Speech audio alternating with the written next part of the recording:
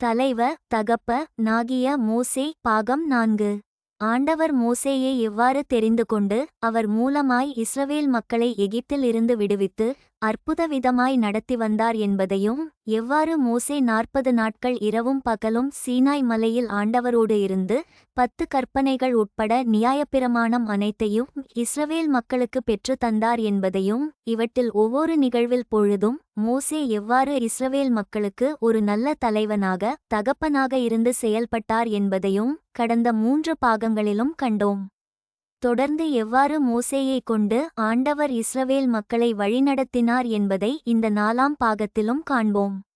மோசே இஸ்ரவேல் மக்களை வழிநடத்தி செல்கையில் பலவித இன்னல்கள் ஏற்பட்ட பொழுதும் பலமுறை இஸ்ரவேல் மக்கள் ஆண்டவருக்கு விரோதமாகவும் மோசேக்கு விரோதமாகவும் முறுமுறுத்தபொழுதும் பொன் கன்றுக்குட்டி சிலையை செய்து அதை வணங்கியது போன்ற பொல்லாத செயல்களில் ஈடுபட்ட பொழுதும் அதிநிமித்தம் ஆண்டவரால் தண்டிக்கப்பட்ட பொழுதும் மோசே மாத்திரம் தொடர்ந்து இஸ்ரவேல் மக்களுக்கும் ஆண்டவருக்கும் இடையே பாலமாக இருந்து இஸ்ரேல் மக்கள் அழிந்து போகாதபடி அவர்களை காத்து அவர்களுக்காக ஒரு நல்ல தலைவனாக மட்டுமல்ல ஒரு நல்ல தகப்பனாகவும் இருந்து வழிநடத்தினார். இதனை மேலும் உறுதிப்படும் விதமாக கீழ்க்காணும் வசனங்கள் உள்ளன. ஆண்டவரே, உம்முடைய கண்களில் எனக்கு கிருபை கிடைத்ததானால் எங்கள் நடுவில் ஆண்டவர் எழுந்தருள வேண்டும். இந்த ஜனங்கள் வணங்கா கழுத்துள்ளவர்கள். நீரோ எங்கள் அக்கிரமத்தையும் எங்கள் பாவத்தையும் மன்னித்து எங்களை உமக்கு சுதந்தரமாக ஏற்றுக்கொள்ளும் என்றான். அதற்கு அவர், இதோ நான் ஒரு உடன்படிக்கை பண்ணுகிறேன். பூமி எங்கும் எந்த ஜாதிகளிடத்திலும் செய்யப்படாத அதிசயங்களை உன் ஜனங்கள் எல்லாருக்கு முன்பாகவும் செய்வேன். உன்னோடே கூட இருக்கிற ஜனங்கள் எல்லாரும் கர்த்தருடைய செய்கையை காண்பார்கள். உன்னோடே கூட இருந்து நான் செய்யும் காரியம் பயங்கரமாயிருக்கும். யாத்திராகம் 34 முதல் 9, 10. உன்னோடே கூட இருந்து நான் செய்யும் காரியம் பயங்கரமாயிருக்கும் என்று ஆண்டவரே கூறுவதிலிருந்து எவ்வளவு வல்லமையாக ஆண்டவர் மோசேயை இஸ்ரவேல் மக்களிடத்தில் பயன்படுத்த விரும்புகிறார் என்பதை காணலாம். காரணம், மோசே தன்னை பற்றி எண்ணாமல் கர்த்தருடைய கிருபை இஸ்ரவேல் சபை நடுவில் எழுந்தருள வேண்டும் என்றும் அவர்கள் பாவங்கள் அக்கிரமங்களை எல்லாம் ஆண்டவர் மன்னித்தருள வேண்டும் என்றும் வேண்டுவதிலிருந்து அவருடைய தகப்பனுடைய மனதுள்ளம் வெளிப்படுகிறது. மேலும் யாத்திராகமம் 34 முதல் 29 மோசே சாட்சி பலகைகள் 2ஐயும் தன் கையில் எடுத்துக்கொண்டு சீனாய் மலையிலிருந்து இறங்குகிறபோது தன்னோடே அவர் பேசினதினாலே தன் முகம் பிரகாசித்திருப்பதை அவன் அறியாதிருந்தான். இங்கு மறுபடியும் சீனாய் மலைக்குச் சென்று 10 கற்பனைகளை பெற்று திரும்புகையில் அவர் தொடர்ந்து தேவ சமூகத்திலேயே இருந்த காரணத்தினால் அவருடைய முகம் பிரகாசித்தது. இது ஒரு மேன்மையான அனுபவமாகும். தேவனுடைய வல்லமை மகிமை மோசேயின் மாம்ச முகத்தில் பிரதிபலிப்பது அவர் எவ்வளவு நெருக்கமாய் தேவனோடு இருந்தார் என்பதை விளக்குகிறது. அதை அவரே உணராதது அவர் மலையில் இருந்து இறங்கி வந்த பின்பும் தன் மாம்ச சரித்திரத்தில் எவ்வித மாறுதலையும் காணாததே ஆகும். அவர் மாம்ச சரீரத்தில் இருந்தாலும் அவருக்கு தெரியாமலேயே அவருடைய சரீரம் மறுரூபம் அடைய ஆரம்பித்தது. இதனால் தான் மோசேயின் மரித்த சடலத்தை கூட ஆண்டவரே எடுத்துக்கொண்டார்.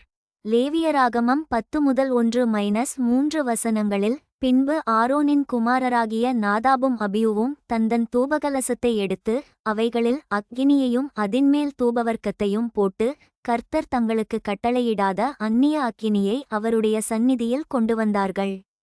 அப்பொழுது அக்கினி கர்த்தருடைய சந்நிதியிலிருந்து புறப்பட்டு அவர்களை பட்சித்தது. அவர்கள் கர்த்தருடைய சந்நிதியில் செத்தார்கள். அப்பொழுது மோசே ஆரோனை நோக்கி, என்னிடத்தில் சேருகிறவர்களால் நான் பரிசுத்தம் பண்ணப்பட்டு சகல ஜனங்களுக்கும் முன்பாக நான் மகிமைப்படுவேன் என்று கர்த்தர் சொன்னது இதுதான் என்றான். ஆரோன் பேசாதிருந்தான். இங்கு ஆரோனின் பிள்ளைகளான நாதாபும் அபியூவும் ஆசாரிய பட்டத்துக்கு தெரிந்து கொள்ளப்பட்டவர்களாக இருந்தும் கர்த்தருக்கேற்ற பரிசுத்தம் இல்லாவிட்டால் மரணம் உடனே வரும் என்பதை காணலாம். மோசேயும் இங்கு தன் சகோதரனின் குமாரர்களை காட்டிலும் கர்த்தருடைய பரிசுத்தமே முக்கியம் என்பதை அவர் கூறும் வார்த்தைகளில் இருந்து காணலாம். அவருடைய முகம் பிரகாசம் அடையும் விதமாக அவர் வாழ்ந்ததற்கு காரணம் அவர் கர்த்தருடைய சமூகத்தில் பரிசுத்தமாய் காணப்படுவதை மிக ஜாக்கிரதையாக எண்ணினார் என்பதே. எண்ணாகமம் 11 முதல் 1-3 வசனங்களில் பின்பு ஜனங்கள் முறையிட்டு கொண்டிருந்தார்கள். அது கர்த்தருடைய செவிகளில் பொல்லாப்பாயிருந்தது. கர்த்தர் அதை கேட்டபோது அவருடைய கோபம் மூண்டது. கர்த்தருடைய அக்கினி அவர்களுக்குள்ளே பற்றி எரிந்து பாளையத்தின் கடைசியிலிருந்த சிலரை பட்சித்தது. அப்பொழுது ஜனங்கள் மோசேயை நோக்கி கூப்பிட்டார்கள். மோசே கர்த்தரை நோக்கி விண்ணப்பம் பண்ணினான். உடனே அக்கினி அவிந்து போயிற்று. கர்த்தருடைய அக்கினி அவர்களுக்குள்ளே பற்றி எரிந்ததினால் அவ்விடத்துக்கு தபேரா என்று பேரிட்டான். இங்கு மறுபடியும் அவர்கள் முறுமுறுப்பதையும் முறையிடுவதையும் காணலாம். ஆனால் தொடர்ந்து மோசே ஒரு நல்ல தகப்பனாக அவர்களுக்காக தேவனிடத்தில் பரிந்து பேசி அவர்கள் அழியாதபடி காத்தார். பின்பு அவர்களுக்குள் இருந்த பலஜாதியான அந்நிய ஜனங்கள் மிகுந்த இச்சையுள்ளவர்களானார்கள். இஸ்ரவேல் புத்திரரும் திரும்ப அழுது, நமக்கு இறைச்சியை புசிக்கக் கொடுப்பவர் யார்? நாம் எகிப்திலே கிரயமில்லாமல் சாப்பிட்ட மச்சங்களையும் வெள்ளரிக்காய்களையும் கொம்மட்டிக்காய்களையும் கீரைகளையும் வெண்காயங்களையும் வெள்ளை பூண்டுகளையும் நினைக்கிறோம். இப்பொழுது நம்முடைய உள்ளம் வாடிப்போகிறது. இந்த மன்னாவை தவிர நம்முடைய கண்களுக்கு முன்பாக வேறொன்றும் இல்லையே என்று சொன்னார்கள். அந்த மன்னா கொத்துமல்லி விதயம் மாத்திரமும் அதின் நிறம் முத்துப்போலவும் இருந்தது. ஜனங்கள் போய் அதை பொறுக்கிக் கொண்டு வந்து ஏந்திரங்களில் அரைத்தாவது உரல்களில் இடித்தாவது பானைகளில் சமைப்பார்கள். அதை அப்பங்களுமாகச் சுடுவார்கள். அதின் ருசி புது ஒலிவ எண்ணெயின் ருசி போலிருந்தது. இரவிலே பாளையத்தின்மேல் பனி பெய்யும்போது மன்னாவும் அதின்மேல் விழும். அந்தந்த வம்சங்களைச் சேர்ந்த ஜனங்கள் தங்கள் தங்கள் கூடாரவாசலில் நின்று அழுகிறதை மோசே கேட்டான். கர்த்தருக்கு மிகவும் கோபம் மூண்டது. மோசேயின் பார்வைக்கும் அது பொல்லாப்பாயிருந்தது. அப்பொழுது மோசே கர்த்தரை நோக்கி, நீர் இந்த ஜனங்கள் எல்லாருடைய பாரத்தையும் என்மேல் சுமத்தினதினால் உமது அடியானுக்கு உபத்திரவம் வரப்பண்ணினதென்ன? உம்முடைய கண்களில் எனக்கு கிருபை கிடையாதே போனதென்ன? இவர்களுடைய பிதாக்களுக்கு நான் ஆணையிட்டுக் கொடுத்த தேசத்துக்கு நீ இவர்களை முலையுண்கிற பாலகனை தகப்பன் சுமந்து கொண்டு போவது போல உன் மார்பிலே அணைத்துக் கொண்டு போ என்று நீர் என்னுடைய சொல்லும்படி இந்த ஜனங்களையெல்லாம் கற்பந்தரித்தேனோ? இவர்களை பெற்றது நானோ? இந்த ஜனங்கள் எல்லாருக்கும் கொடுக்கிறதற்கு எனக்கு இறைச்சி எங்கேயிருந்து வரும்? எனக்கு இறைச்சி கொடு என்று என்னை பார்த்து அழுகிறார்களே. இந்த ஜனங்களெல்லாரையும் நான் ஒருவனாய் தாங்கக்கூடாது. எனக்கு இது மிஞ்சின பாரமாயிருக்கிறது. உம்முடைய கண்களிலே எனக்கு கிருபை கிடைத்ததானால் இப்படி எனக்கு செய்யாமல் என் உபத்திரவத்தை நான் காணாதபடிக்கு இப்பொழுதே என்னை கொன்று போடும் என்று வேண்டிக்கொண்டான். எண்ணாகமம் 11-4-15. இங்கு மறுபடியும் இஸ்ரேல் மக்கள் இறைச்சிக்காக முறையிட்டனர். அவர்கள் இறைச்சிக்காக அழுதது மாத்திரமின்றி தாங்கள் அடிமைத்தனத்திலிருந்து மீண்டு வந்த எகிப்திலேயே தாங்கள் சுகமாய் வாழ்ந்ததாகவும் சுவையாய் உண்டதாகவும் அவர்கள் கூறுவது அவர்களின் அறியாமையை காண்பிக்கிறது. மேலும் ஒவ்வொரு நாளும் கிருபையாய் தேவன் அருளிய மன்னாவையும் அவர்கள் குறை கூறியது தேவனுக்கு கோபத்தை ஏற்படுத்தியது. மோசேக்கும் அது பொல்லாப்பாயிருந்தது. இங்கு மறுபடியும் மோசே ஒரு தகப்பன் பிள்ளைகளுக்காக மன்றாடுவது போல் மன்றாடுகிறார். ஆனால் அதே நேரத்தில் தான் அதை தாங்கக்கூடாத பாரமாகவும் உணர்கிறார். உடனே ஆண்டவர், அப்பொழுது கர்த்தர் மோசேயை நோக்கி, இஸ்ரவேல் ஜனங்களுக்கு மூப்பரும் தலைவருமானவர்கள் இன்னார் என்று நீ அறிந்திருக்கிறாயே. அந்த மூப்பரில் 70 பேரை கூட்டி அவர்களை ஆசரிப்பு கூடாரத்தினிடத்தில் அங்கே உன்னோடே கூட வந்து நிற்கும்படி செய். அப்பொழுது நான் இறங்கி வந்து அங்கே உன்னோடே பேசி நீ ஒருவன் மாத்திரம் ஜனங்களின் பாரத்தைச் சுமக்காமல் உன்னோடே கூட அவர்களும் அதை சுமப்பதற்காக உன்மேல் இருக்கிற ஆவியை அவர்கள் மேலும் வைப்பேன். எண்ணாகமம் காலை 11:16 என்றார். இங்கு இஸ்ரவேல் மக்களின் பொல்லாப்பைக் கண்டு ஆண்டவர் கோபப்பட்டாலும் மோசேயின் ஜெபம் அதை மறக்க செய்து அவர் மக்களை தொடர்ந்து வழி நடத்தும்படியாய் மோசேயின் பாரத்தை குறைப்பது பற்றி தேவனை செயல்பட வைத்தது. மேலும் நீ ஜனங்களை நோக்கி, நாளைக்காக உங்களை பரிசுத்தம் பண்ணுங்கள். நீங்கள் இறைச்சி சாப்பிடுவீர்கள். எங்களுக்கு இறைச்சி சாப்பிடக் கொடுப்பவர் யார் என்றும் எகிப்திலே எங்களுக்கு சௌக்கியமாயிருந்தது என்றும் கர்த்தருடைய செவிகள் கேட்க அழுதீர்களே. ஆகையால் நீங்கள் சாப்பிடும்படி கர்த்தர் உங்களுக்கு இறைச்சி கொடுப்பார். நீங்கள் 1 நாள் 2 நாள் 5 நாள் 10 நாள் 20 நாள் மாத்திரமல்ல 1 மாதம் வரைக்கும் புசிப்பீர்கள். அது உங்கள் மூக்காலே புறப்பட்டு உங்களுக்கு தெவிட்டிப் போகுமட்டும் புசிப்பீர்கள். உங்களுக்குள்ளே இருக்கிற கர்த்தரை அசட்டை பண்ணி நாங்கள் ஏன் எகிப்திலிருந்து புறப்பட்டோம் என்று அவருக்கு முன்பாக அழுதீர்களே என்று சொல் என்றார். எண்ணாகமம் காலை 11:18 இங்கு ஒரு பக்கம் ஆண்டவர் இஸ்ரவேல் மக்கள் கேட்டதை அளவில்லாமல் கொடுத்ததைப் போல் இருந்தாலும் உண்மையில் அவர்கள் இச்சித்ததை அவர்கள் வெறுத்துப் போகும்படியாய், தம்முடைய வல்லமையை அவர்கள் காணும்படியாய், இப்படிப்பட்ட மாம்ச இச்சைக்கேற்ற முறுமுறுப்பு அழிவையே கொண்டுவரும் என்பதை அவர்கள் உணர்வதற்காக இவ்வாறு செய்தார். அதற்கு மோசே, என்னோடிருக்கிற காலாட்கள் 6,00,000 பேர், 1 மாதம் முழுவதும் புசிக்கும்படி அவர்களுக்கு இறைச்சி கொடுப்பேன் என்று சொன்னீரே. ஆடுமாடுகளை அவர்களுக்காக அடித்தாலும் அவர்களுக்கு போதுமா? சமுத்திரத்து மச்சங்களை எல்லாம் அவர்களுக்காகச் சேர்த்தாலும் அவர்களுக்கு போதுமா என்றான். எண்ணாகமம் காலை 11:21 22.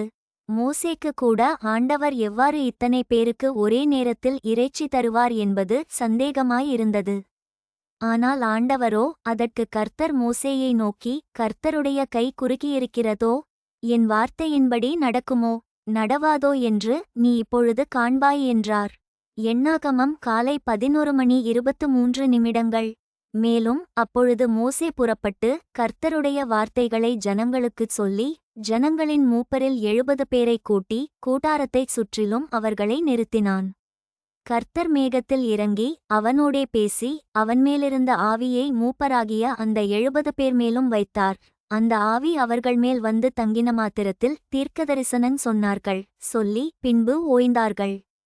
அப்பொழுது 2 பேர் பாளையத்தில் இருந்துவிட்டார்கள். ஒருவன் பேர் எல்தாத், மற்றவன் பேர் மேதாத். அவர்களும் பேர்வழியில் எழுதப்பட்டிருந்தும் கூடாரத்துக்குப் போக புறப்படாதிருந்தார்கள். அவர்கள் மேலும் ஆவி வந்து தங்கினதினால் பாளையத்தில் தீர்க்கதரிசனம் சொன்னார்கள்.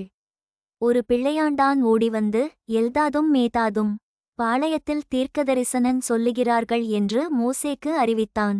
உடனே மோசேயினிடத்திலுள்ள வாலிபரில் ஒருவனும் அவனுடைய ஊழியக்காரனும் நூனின் குமாரனுமாகிய யோசுவா பிரதியுத்தரமாக, என் ஆண்டவனாகிய மோசேயே, அவர்களை தடைபண்ணும் என்றான். அதற்கு மோசே, நீ எனக்காக வைராக்கியம் காண்பிக்கிறாயோ?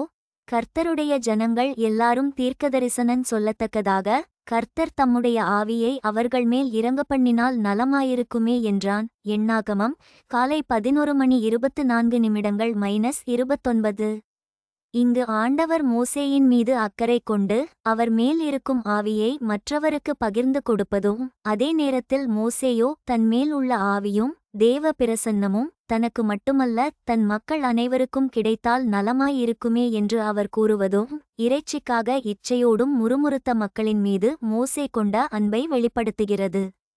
எண்ணாகமம் காலை 11:30 பின்பு மோசேயும் இஸ்ரவேலின் மூப்பரும் பாளையத்திலே வந்து சேர்ந்தார்கள். அப்பொழுது கர்த்தரிடத்திலிருந்து புறப்பட்ட ஒரு காற்று சமுத்திரத்திலிருந்து காடைகளை அடித்துக் கொண்டு வந்து பாளையத்திலும் பாளையத்தைச் சுற்றிலும் இந்த பக்கம் 1 நாள் பிரயாணமட்டும் அந்த பக்கம் 1 நாள் பிரயாணமட்டும் தரையின் மேல் 2 முழ உயரம் விழுந்து கிடக்கச் செய்தது. அப்பொழுது ஜனங்கள் எழும்பி அன்று பகல் முழுவதும் இராமுழுவதும் மறுநாள் முழுவதும் காடைகளைச் சேர்த்தார்கள். கொஞ்சமாய்ச் சேர்த்தவன் 10 ஓமர் அளவு சேர்த்தான். அவைகளை பாளையத்தைச் சுற்றிலும் தங்களுக்காக குவித்து வைத்தார்கள். தங்கள் பற்கள் நடுவே இருக்கும் இறைச்சியை அவர்கள் மென்று தின்னுமுன்னே கர்த்தருடைய கோபம் ஜனங்களுக்குள்ளே மூண்டது. கர்த்தர் ஜனங்களை மகா பெரிய வாதையால் வாதித்தார். இச்சித்த ஜனங்களை அங்கே அடக்கம் பண்ணினதினால் அந்த ஸ்தலத்துக்கு கிப்ரோத் அத்தாவா என்று பேரிட்டான். இங்கு ஆண்டவர் அற்புத விதமாய் இஸ்ரவேல் மக்கள் இச்சித்தது போல் அவர்கள் நினைத்து பார்க்க முடியாத அளவிற்கு காடைகளை கொடுத்தாலும், அதை அவர்கள் விருப்பத்தோடு பெற்று சமைத்து உண்டாலும், அவர்கள் சாப்பிடுகிற வேளையில் தானே கர்த்தருடைய கோபம் எழும்பி ஜனங்களை வாதித்தது. ஆம், ஒருவேளை அவர்கள் விரும்பினதை அவர்கள் அழுது முறுமுறுத்து என எப்படியோ பெற்றுக்கொண்டனர். ஆனால் அது அவர்களுக்கு ஆசீர்வாதத்தை அல்ல, அழிவைத்தான் கொண்டு வந்தது. ஆம், ஆண்டவருடைய சித்தத்தை திட்டத்தை அறியாமல் அல்லது அறிந்தும் அவ்வாறு வாழ விரும்பாமல் தங்கள் சுய சித்தத்தின்படியும் இச்சையின்படியும் வாழ வேண்டும் என நினைப்பவர்கள் ஆசிர்வாதம் என சிலவற்றை தேவனிடமிருந்து பெற்றுக்கொண்டாலும் அது அவர்களுக்கு அழிவையே கொண்டு வரும்.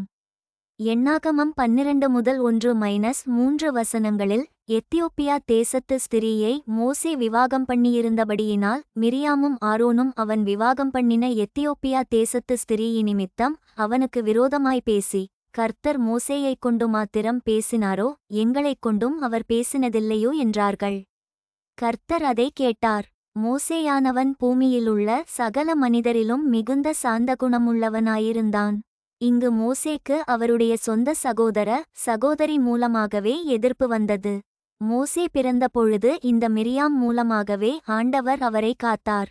மிரியாம் மூலமாகத்தான் மோசேக்கு பார்வோனின் அரண்மனையில் வளரும் வாய்ப்பு கிடைத்தது. மேலும் ஆரோனையும் ஆண்டவரே மோசேக்கு உதவியாக தந்தார்.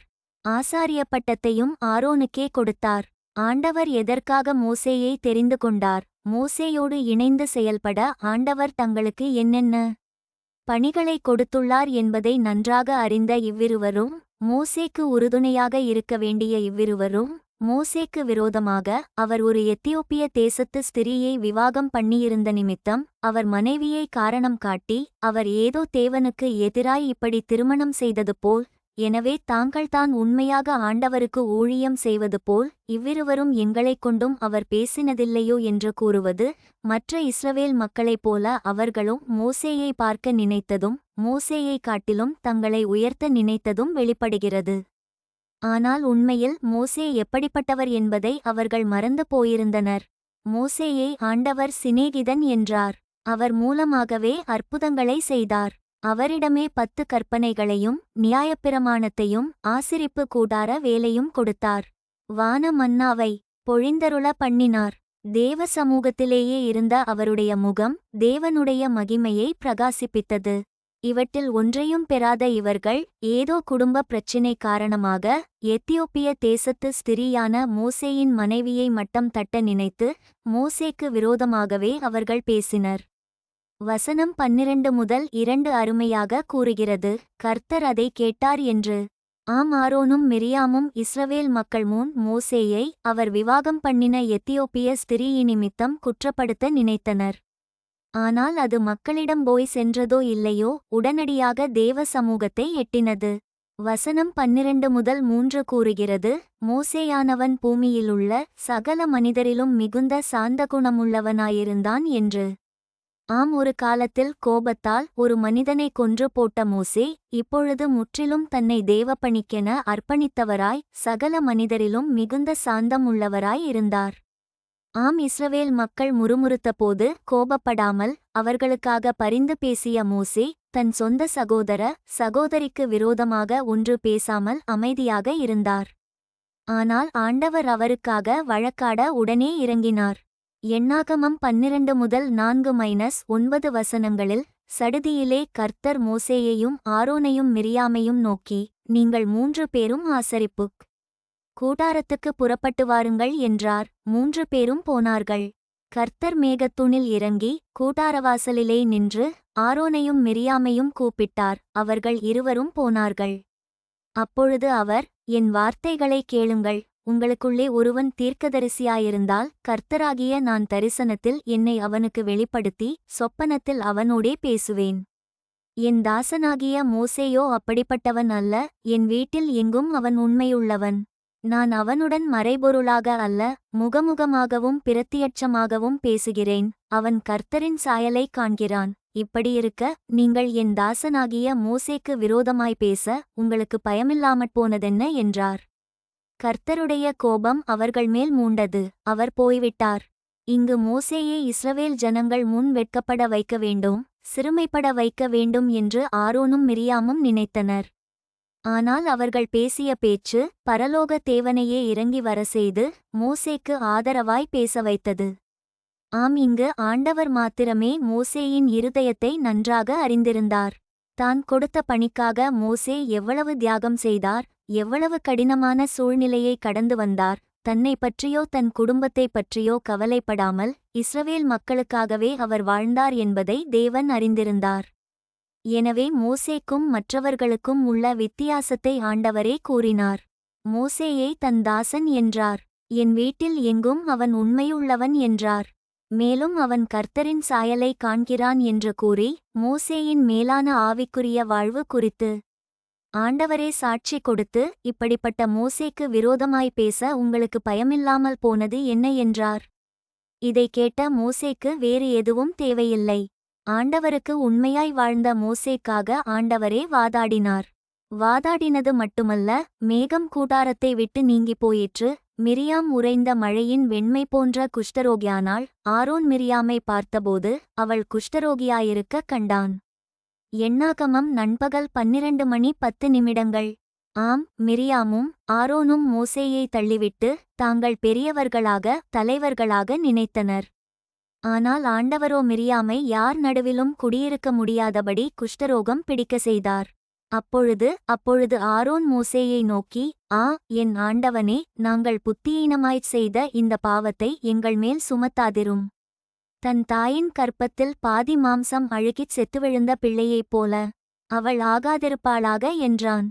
எண்ணாகமம் நண்பகல் 12:11. 12.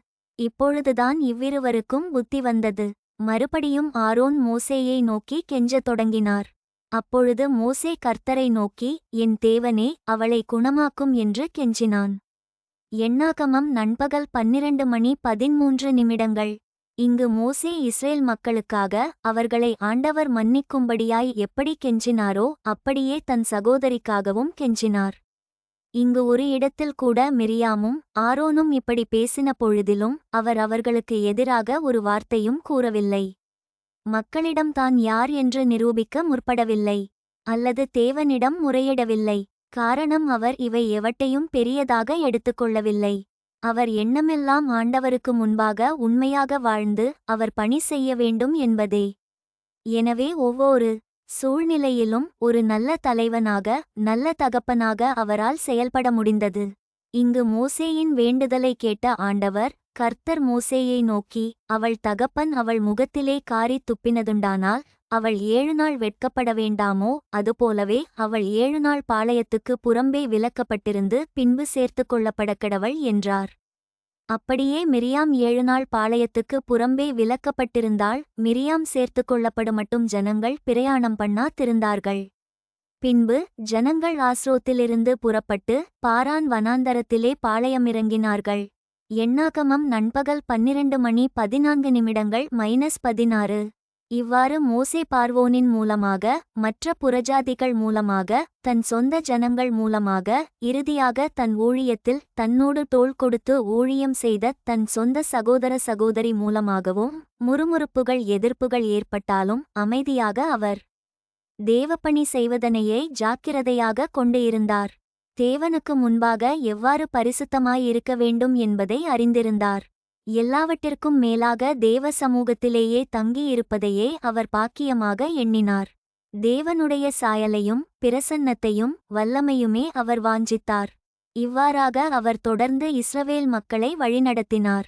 அதனைத் தொடர்ந்து நாம் பின்வரும் பாகங்களில் தியானிப்போம். மோசேயைப் போல தேவனிடமிருந்தே ஒரு நேரடியான சாட்சியை பெறும் வாழ்க்கையை வாழும்படியாய் நாமும் வாஞ்சிப்போமாக. இவ்வுலகத்தில் எதைக் காட்டிலும் ஆண்டவரின் சமூகத்தில் தங்கியிருப்பதையே நாடுவோமாக. அவர் நமக்காக என்ன சித்தம் பணி வைத்திருக்கிறாரோ அதனையே செய்ய ஜாக்கிரதையாக இருப்போமாக. தேவன் நம்மை குறித்தும் ஒருநாள் நிச்சயம் சாட்சி கொடுப்பார். ஆமென். அல்லேலூயா.